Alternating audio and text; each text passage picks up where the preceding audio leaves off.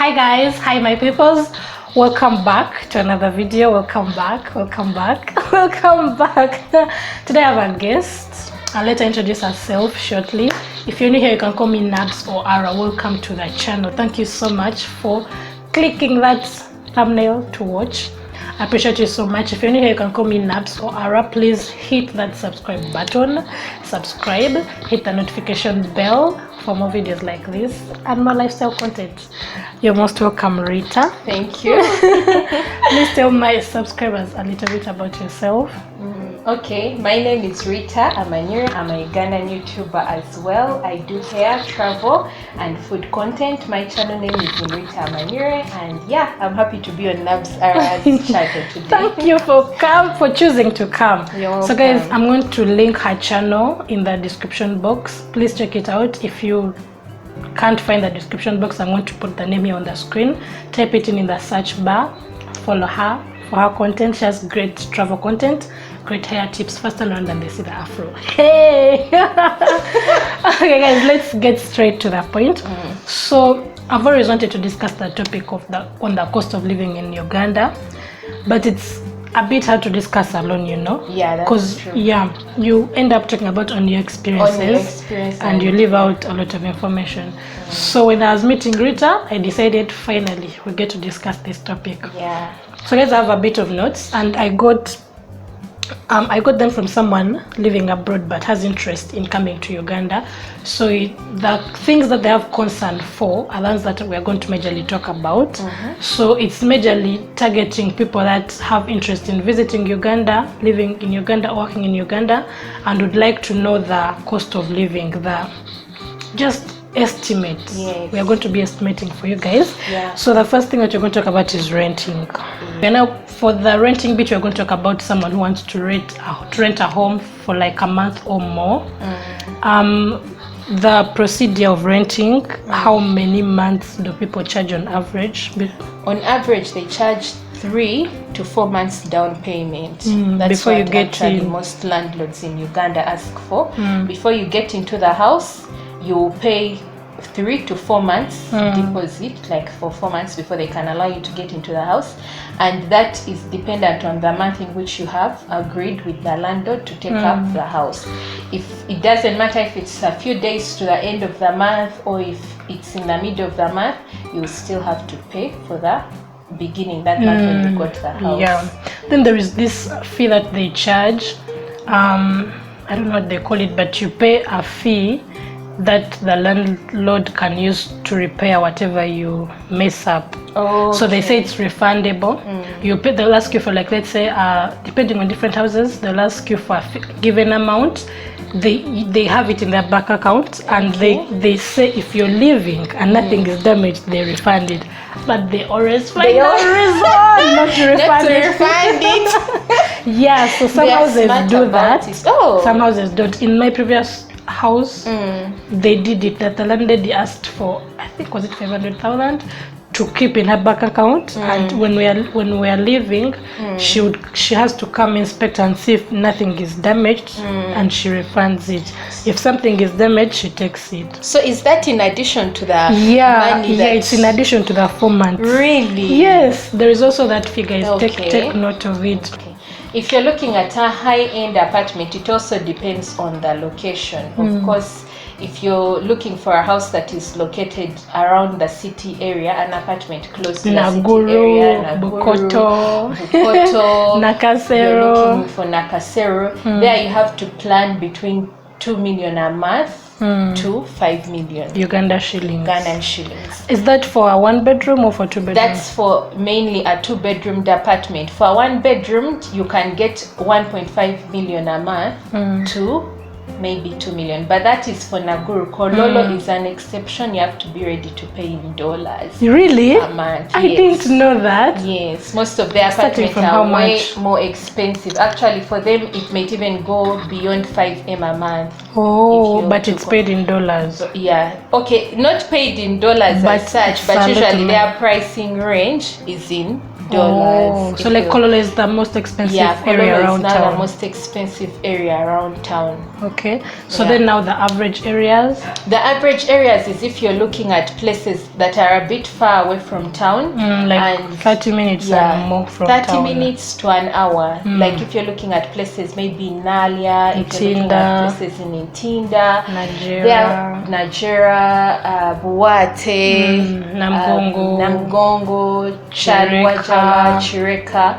There it will depend, because now also Uganda has different types of houses. There are apartments, which are storied buildings, and then there are standalone houses that are...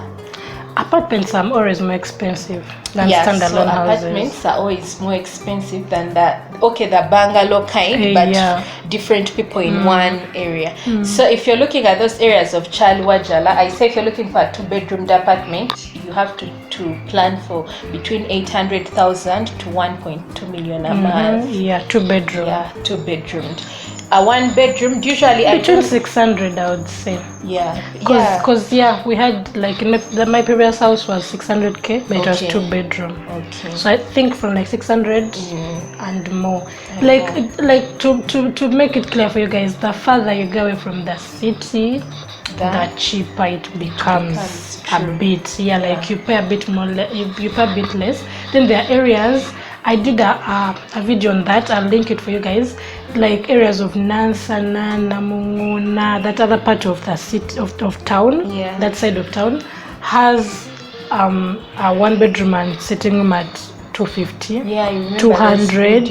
Then you can get a 2-bedroom at 400k. So that really areas known for certain kinds of housing. Depending on what you want, you just have to do your research and get a place where to stay. So now we talk about utilities, power and water. Water is almost like the same, right? It's through the same company. You just need to make sure the place you get has tapped water. Tapped water. And tanks for extra water when it rains, just in case tap water goes. Because in Uganda, hey, you can wake up to an empty tap. And the power is the same yaka. Some people don't have yaka, some people have yaka. It's majorly you control in your own house. You have a cap meter, you buy power units. You can pay for as low as 5,000. Pay, input the code, get power. And I think for also utilities, when you're looking for a house, I'd advise that you get your own. You make sure that you lay it out with a landlord and look for a house that has your own yaka and water, so that you don't have to go through the process of you used more last month. You used more this month. Exactly. So now that's it. I think utilities only includes water and water and power. The rest utilities are really personal. Depending on So now we talk about food, guys. Food, let's first discuss buying food. Where to buy food. Different places cost different. Which one is the most expensive place to shop for food in Kampala? To shop in terms of supermarket or in terms of market area? Because some supermarkets have like fresh foods also. So I feel like shopping in supermarkets is more expensive than if you go to the markets. Because when you go to the markets, you find cheaper food, but if you go to a supermarket, the fresh food is usually more. They'll add some amount of money. So if you're looking to get like a cheaper food, like at an affordable price, then you can go to a local market. In the area where you stay. Or you can go to town, to Nakasero market. That's like the main market for fresh foods. But I have no experience when it comes to shopping fresh foods from supermarkets. I avoid it. So you may be saying it's expensive, yet it's not that expensive. So guys, if you're watching and you shop in supermarkets, kindly comment down below the average prices of items from the supermarkets, that section of fresh foods. But I also feel like supermarkets sometimes have deals on other food items, like discounts on rice, wheat flour, spaghetti, different things. So, and also supermarkets now provide a card. So if you're living here and you also want to get some discounts, you can get a loyalty card. And you get points, and maybe one day you can get a voucher and shop. So that's also an advantage of shopping in supermarkets. So that, then the other, for now, for the average person who wants to live like a normal Ugandan, you don't have all that stress of, oh, I should only shop in the supermarket. You can always go down to the market in your local area. For such foods, dry foods, you can go to wholesale shops and buy rice, flour, posho, wheat flour, cooking oil, beans. Like, you know, you stock in wholesale shops, but the price is always cheaper. Lower. Yeah, and you buy in bulk and the price is always lower. Then other grocery shops around your home, you can always buy something from there. And it's not that expensive. And Uganda is blessed with an abundance of food, so you can be sure that in every area, you finding food is not a problem. Like even when you stay somewhere, someone will put a store near your home that they're selling tomatoes each piece at, let's say, 200. It's not that cheap, but you have it when you need it. And when you need in bulk, you put it transport, go to like a market, buy things and come back. Then guys, we talk about internet and phone service. Now that's a tricky one. Very tricky one. It's a very tricky one. I think our internet in Uganda is a bit expensive. Okay, not a bit, but it's expensive and it's not that reliable. It's not that and it's reliable not the best in terms speed of connectivity. So I think when you come here, you have to have that in mind. And the different service providers, we have MTN, Airtel, Africell, Lika Mobile. So I think for that you would have to go to do your research and find out what would work best for you. Also, guys, there is some research that you can't find. Like, if, for example, I have to first settle in my house and realize that Airtel network is so bad here, let me go and buy MTN. Like, you know, even different areas have different good connectivity. In my area, Airtel works so good. If I buy MTN internet, it doesn't work. And then in Rita's area, it's the opposite. I've come here with my Airtel and I'm struggling to upload a YouTube video.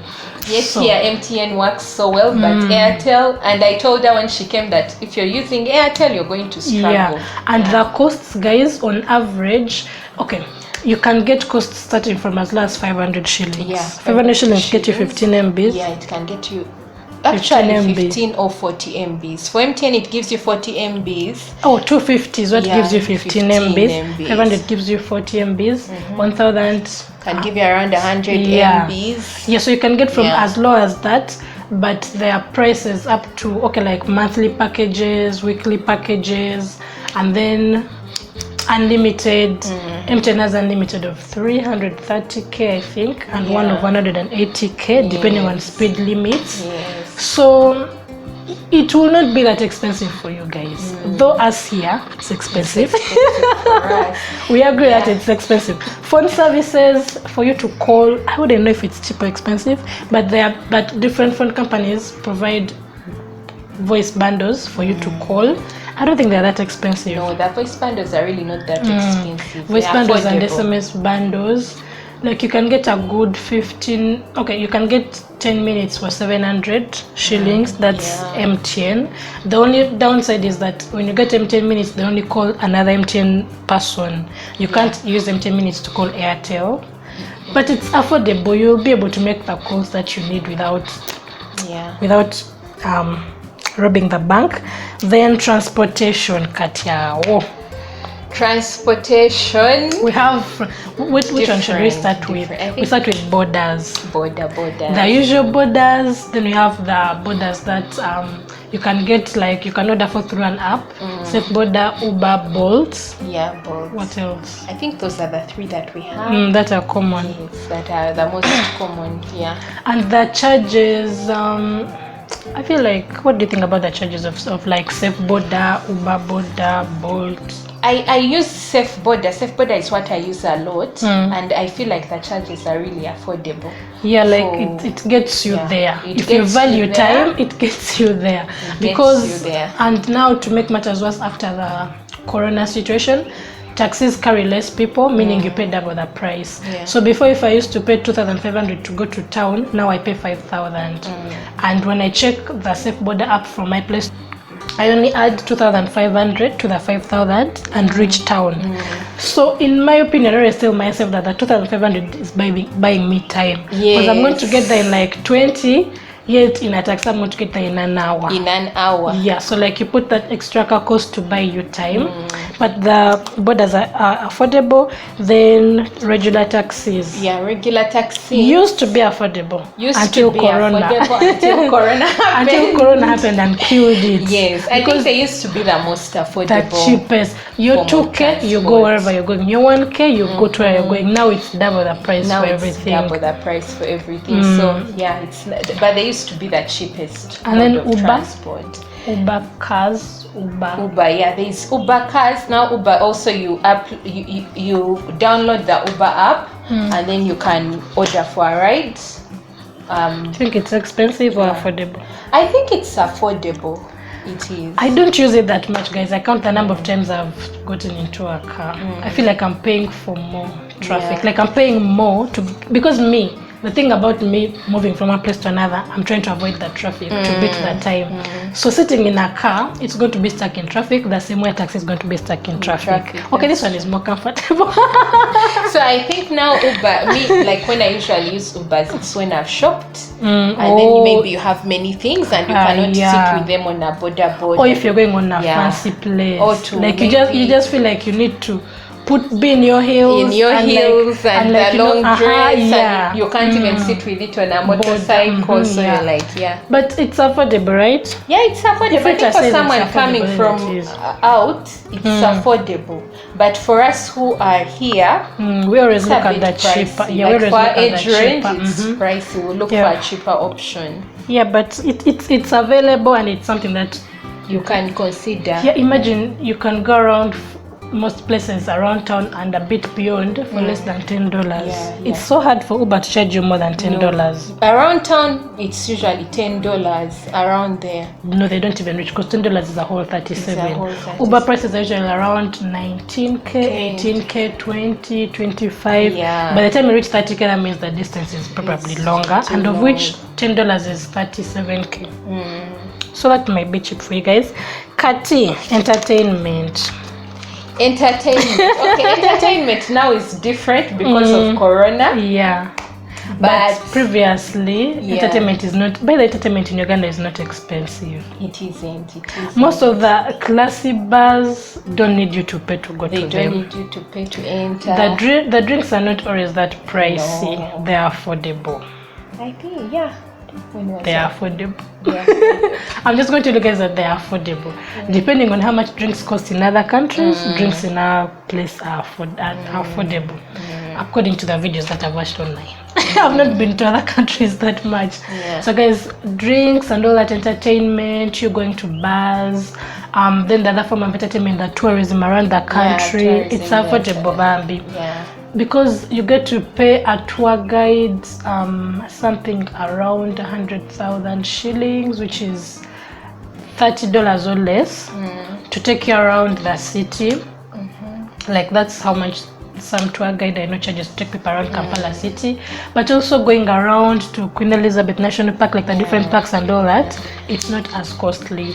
What other form of entertainment is there? We don't have amusement parks. We don't have amusement parks. We don't have amusement parks. Okay, shopping. We can't tell you that shopping is affordable. It's up to how much you want. There is beach life also. Yeah, a bit of lake beach. Beaches by the lake. Where you can go and eat fish and all that. Bars, clubs, tourism, beaches. Yeah, movies. Cost of movies. Yes, movies now. The last time I think Acacia the Century Cinemax, that's at Acacia Mall, they were charging movies around, like it's between 10,000 to 25,000. Did they depending increase? On the days. I don't know if they increased, because the last time I went to their Century Cinemax, they had opened, then like in the midst of Corona, but then they closed again. So I don't know what they are. I feel like they're going to increase the rates because they will only allow few people in. So they might increase the rates, but it's affordable. It's below $10 for you to watch a movie. 10,000 is like $3 or less. 2-point-something dollars. And okay, there are days that have offers. The weekends are more pricey because everyone wants to watch a movie over the weekend. That's it, guys, for entertainment. We didn't talk about the local form of entertainment. cultural centers. We have Ndere Cultural Center. I think that's the best place to go. Yeah, you can pay for performances, watch cultural dances, songs and all that. Culture. What other form of entertainment really we have in Uganda? That is it. You need internet connection to watch your YouTube. You'll be entertained. YouTube, we have videos out for you to be entertained with. So I think we talked about toiletries and groceries as we discussed where to shop. The different places you shop to. If you want to shop high-end, supermarkets majorly. Shopping malls, those big shops found in shopping malls. Average, you can shop in wholesale shops within town that are selling foodstuffs and all that, grocery shops. Then below, that's when you're buying really from like the nearby shop at your home, because you're buying one item at a go. Clothing depends. There are different stores. There's a variety of we even have an stores. Adidas store. That's your class. Yeah, even down at Kampala Boulevard. Oh, nice. That is your style. So I think now for Mr. clothing, Price, it depends on your budget and how much you're willing to spend on clothes. Yeah, but we shall tell you that if you're high end, we have we have like 2 or 3 luxury stores. Really. We don't have many, right? We don't have many. Average stores, we have Mr. Price. Woolworths. Yeah. Then beyond that, we have stores downtown. Guys, we have shops selling clothes from China, Malaysia, wherever, like, they import them in, but the shops are lying downtown. The prices are not expensive, affordable to you. Even if you want to spend less than that, I take you to a window. And you come out with a very good, with very good clothes, very smart. No one will even know.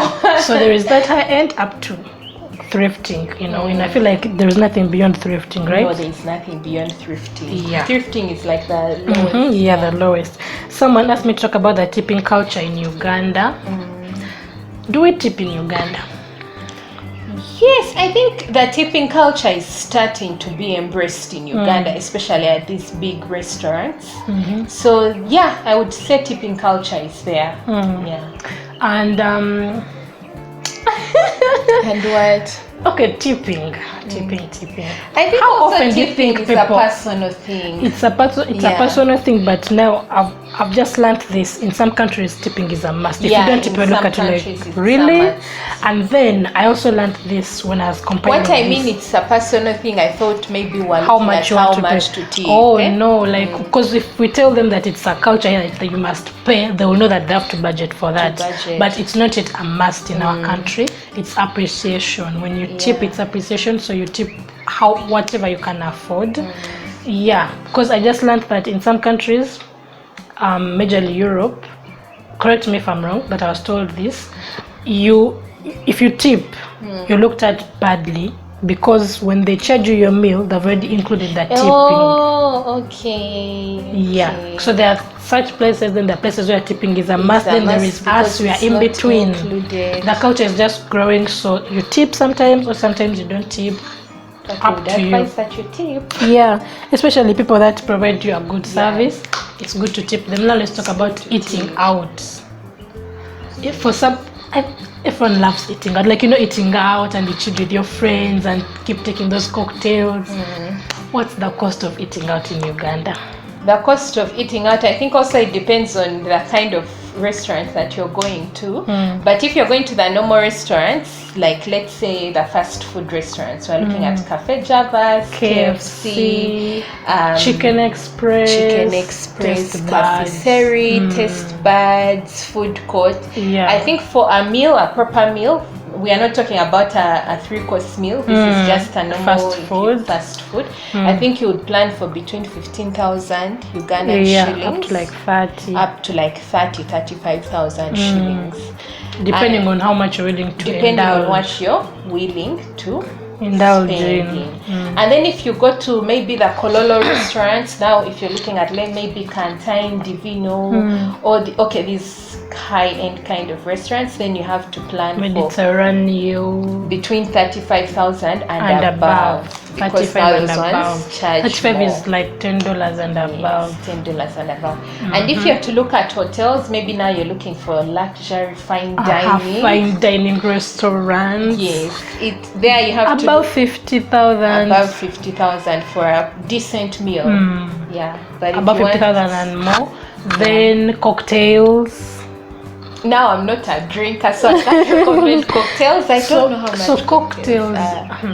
Good. I also can't sit and tell you, but I know how much cocktails cost. When was the last time I went out and took cocktails? No, I can't.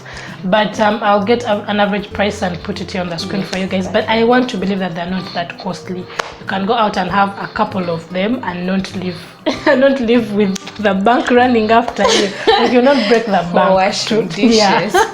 You not break the bank just for cocktails. Beers are between 5,000 and 10,000 depending on where you go to per beer, and that's anywhere from $2 and $4. Yeah, nothing beyond that per beer. What else about eating out? Oh, we didn't talk about brunches. Different restaurants organize brunch, and they charge a whole meal, a wholesome value. For example, some charge like 120k, and you go and you're entitled to like 4 cocktails, a 3-course meal for you to just sit and dine and eat and all that. Yeah, you just need to look them up. And, when you're in and the those country. branches are a good way to meet new people and if you're looking at making new friends. You go for those branches and all that. Yeah. That's it. We'll talk about events and concerts, but we can't talk about it because people will still watch this video even after Corona. Anyway, that's true. Events and concerts. Now, there are different events. Kampala is known as a party hub, so via events and concerts, you can be better believe that every weekend there is 10 concerts for you to choose from. So I think the events I've heard of is Blankets and Wine, Roast and Rhyme. Those are the famous ones. There is one. There is this one that happens in Jinja. Oh, this one. That's that one famous happens once a year, but guys, we even missed it this year. But guys, we events, then there are concerts, music concerts. If you love Ugandan music, or there are people that perform and play instruments at the same time. They normally do performances at the Uganda Museum. Uganda Theatre.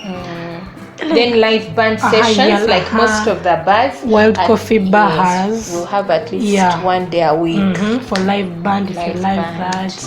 And they don't charge you. Most of them, by the way, that have live band don't charge an entry fee. Most of them. The last time I went for a live band at Wild Coffee Bar, we didn't pay an entry fee. You just get in and buy something. You need to order something. Though I think after the Corona they'll start to charge. Like they'll tell you because they are allowing few people in. But guys, you can come here and have a good time. And generally, by the way, I forgot to put this out. Generally, the cost of living in Uganda is affordable. But what I want to say is that it can be affordable for you. It can be extremely cheap for you. It can be expensive for you, depending on what you choose. Depending on the accommodation you choose, the kind of transport you choose to use every day, the internet bundles you choose, where you choose to eat from, the kind of lifestyle that you choose to keep up in Uganda is what will determine how much you spend when you're here. So that's it, guys. Any more questions, leave them in the comment section. Please check out Rita's channel, subscribe to her, okay? Subscribe to Rita, subscribe. You love the content. Any more questions, guys, leave in the comment section. And any Ugandan watching this and has an addition, leave it in the comment section. I'll appreciate it so much. Thank you so much, guys, for watching. If you have another video idea entitled around you coming to Uganda and you'd want for me to do it with Rita or with anyone else, leave it in the comment section. I'll see you in another video. Bye.